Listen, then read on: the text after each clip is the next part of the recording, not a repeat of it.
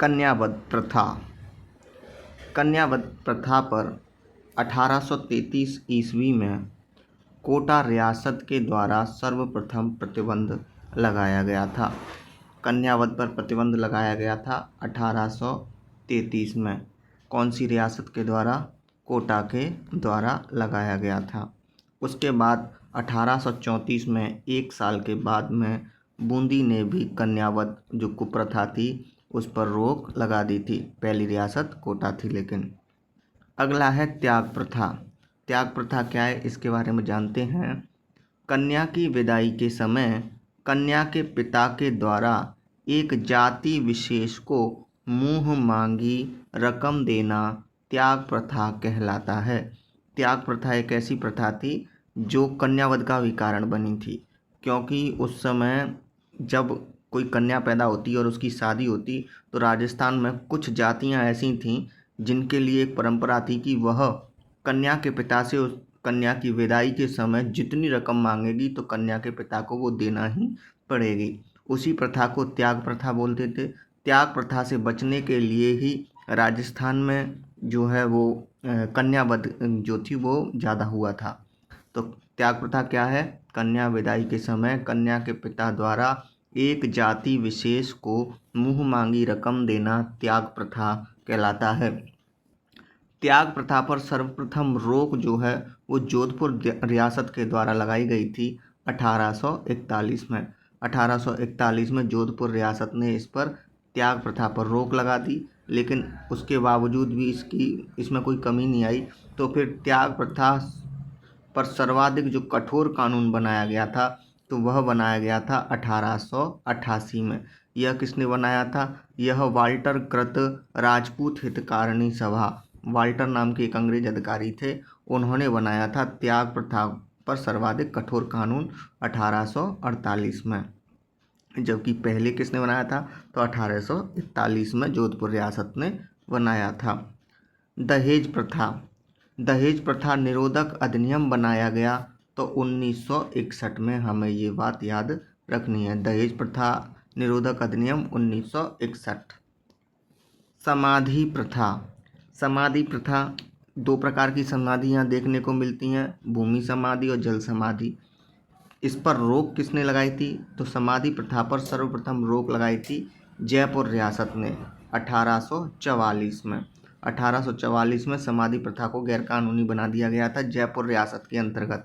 उस समय जयपुर के जो राजा थे वो थे राम सिंह सेकंड। राम सिंह सेकंड ने जो समाधि प्रथा थी उस पर जयपुर में 1848 में रोक लगा दी थी।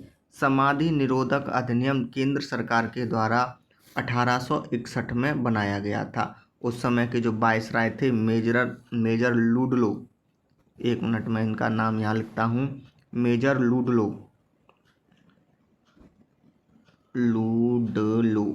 लुडलो थे ये वायसराय थे।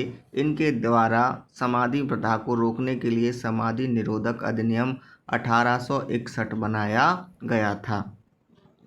अगली को प्रथा है बाल विवाह। बाल विवाह से संबंधित कुछ एक्ट हैं, उनकी हमें जानकारी रखनी है। तो बाल विवाह से संबंधित जो पहला एक्ट बना था वह था शारदा एक्ट। शारदा एक्ट कब बना था? 1929 में बनाया था। शारदा एक्ट का निर्माण किसके द्वारा किया गया था? तो हरिविलास शारदा के द्वारा शारदा एक्ट बनाया गया था। हरिविलास शारदा कहाँ के रहने वाले थे? तो अजमेर के रहने वाले थे। शारदा एक्ट लागू कब हुआ? 1 अप्रैल 1930 को। बनाया 1929 को था, लागू 1 अप्रैल 1930 से हुआ था। शारदा एक्ट के तहत जो विवाह की आयु थी वह लड़की के लिए 14 वर्ष और लड़के के लिए 18 वर्ष निर्धारित कर दी गई थी। ये शारदा एक्ट की बात है। शारदा एक्ट के बावजूद भी इसमें कोई कमी नहीं आई बाल विवाह में, तो फिर एक और अधिनियम बनाया गया था जिसका नाम था बाल विवाह अंकुश अधिनियम। बाल विवाह अंकुश अधिनियम कब बनाया गया था? तो 1978 में बाल विवाह अंकुश अधिनियम बनाया गया था। बाल विवाह अंकुश अधिनियम के तहत जो उम्र सीमा थी वह लड़कियों के लिए 18 वर्ष कर दी थी तथा लड़कों के लिए 21 वर्ष कर दी थी। क्योंकि शारदा एक्ट में कितनी थी? लड़कियों के लिए 14 और लड़कों के लिए 18 थी। अगला, बाल विवाह अंकुश अधिनियम 1978 के तहत भी जब कमी नहीं आई बाल विवाह में, तो फिर एक और कदम उठाया गया था 2006 में। 2006 में एक कानून लाया गया जिसका नाम था बाल विवाह प्रतिषेध अधिनियम। बाल विवाह प्रतिषेध अधिनियम कब बनाया गया था? तो 2006 में बनाया गया था। लागू कब हुआ था? 1 साल बाद हुआ था, 2007 में। बाल विवाह प्रतिषेध अधिनियम के तहत बाल विवाह से संबंधित सभी लोग, इस अधिनियम में यह कर दिया गया था कि न केवल बाल विवाह कराने वाले माँ बाप ही दोषी होंगे, बल्कि उस विवाह में शामिल होने वाले सभी लोग भी दोषी माने जाएंगे और उन पर भी कार्रवाई होगी। जैसे कि हलवाई हुआ, पंडित हुआ, कार्ड छापने वाले व्यक्ति हुए आदि, जो जितने भी आदमी हैं जो विवाह संपन्न कराने में अपनी भागीदारी निभा रहे थे, वह बाल विवाह प्रतिषेध अधिनियम 2006 के तहत दोषी माने जाएंगे। बाल विवाह को प्रोत्साहित करने वाली गतिविधियों भी अपराध मानी जाएंगी। इस अधिनियम में यह भी स्पष्ट किया गया था कि ऐसा नहीं है कि बाल विवाह करा रहे हैं तभी अपराध होगा। ऐसे काम जो बाल विवाह को प्रोत्साहित कर रहे हों वह काम भी अपराध की श्रेणी में आएंगे।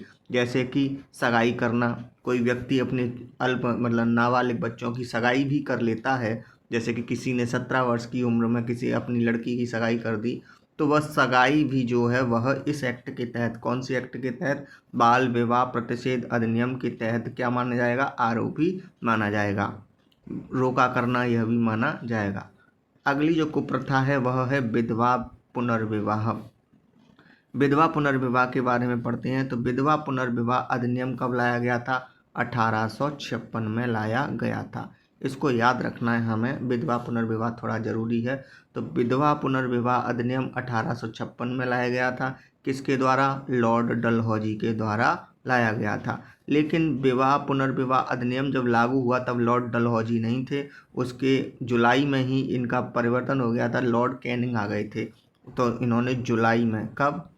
जुलाई 1856 में लॉर्ड कैनिंग के द्वारा विधवा पुनर्विवाह लागू कर दिया गया था। बनाया किसने था? लॉर्ड डलहौजी ने, और लागू किसने किया था? लॉर्ड कैनिंग ने। विधवा पुनर्विवाह अधिनियम बनवाने में सबसे महत्वपूर्ण जो भूमिका निभाई थी वह ईश्वर चंद्र विद्यासागर के द्वारा निभाई गई थी। ईश्वर चंद्र विद्यासागर जो है वो विधवा पुनर्विवाह के लिए महत्वपूर्ण भूमिका निभाने वाले व्यक्ति माने जाते हैं। ईश्वर चंद्र विद्यासागर बंगाल के रहने वाले थे। एक पुस्तक मिलती है इतिहास में जिसका नाम है विधवा विवाह पुस्तक। विधवा विवाह नाम की जो पुस्तक है उसके लेखक कौन है? तो यह है चांदकरण शारदा, हरिविलास शारदा नहीं है, ध्यान रखना। चांदकरण शारदा जो है उनके द्वारा विधवा विवाह नामक पुस्तक लिखी गई थी। यह चांदकरण शारदा जो थे वो अजमेर के रहने वाले थे। अगली को प्रथा है नाता प्रथा। नाता प्रथा क्या है? विधवा पुनर्विवाह का ही एक प्रकार होता है नाता प्रथा। इसमें क्या होता है, जैसे कि एक मिनट, ये महिला है, ये पुरुष है, और ये इस महिला का पति है, और ये इस पुरुष की पत्नी है। इसमें से क्या होता है, इस पुरुष की इसकी पत्नी मर गई और इस महिला का पति मर गया, तो ये दोनों क्या करेंगे, आपस में एक दूसरे से शादी कर लेंगे। तो उस जो शादी होगी उसको हम बोलेंगे नाता।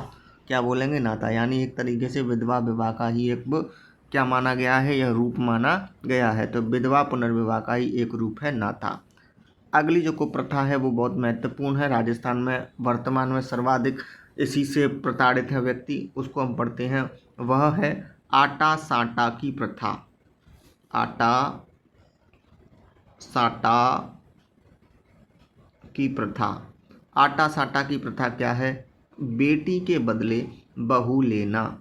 कहने का मतलब है राजस्थान में जब शादी नहीं होती किसी लड़के की, तो वो क्या करते हैं, उसके माँ बाप वो कहते हैं कि हम अपनी बेटी का विवाह किसी ऐसे व्यक्ति के साथ कर देंगे जिसकी लड़की हो, और वह अपनी लड़की का विवाह हमारे पुत्र के साथ कर देंगे। इस प्रक्रिया को जो है वो क्या बोलते हैं? आटा साटा बोलते हैं। तो आटा साटा जो विवाह होता है वह आज भी प्रचलन में है राजस्थान में, जिससे सबसे ज़्यादा प्रताड़ित होती हैं महिलाएं।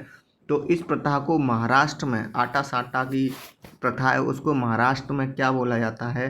तो इसको सालमा बोला जाता है। सालमा, लाम नहीं है, ये ध्यान रखना, सालामा नहीं है, सालमा है। तो सालमा प्रथा क्या है? महाराष्ट्र में आटा साटा को प्रथा को कहा जाता है। आटा साटा वर्तमान में राजस्थान की सबसे बड़ी कुप्रथा है।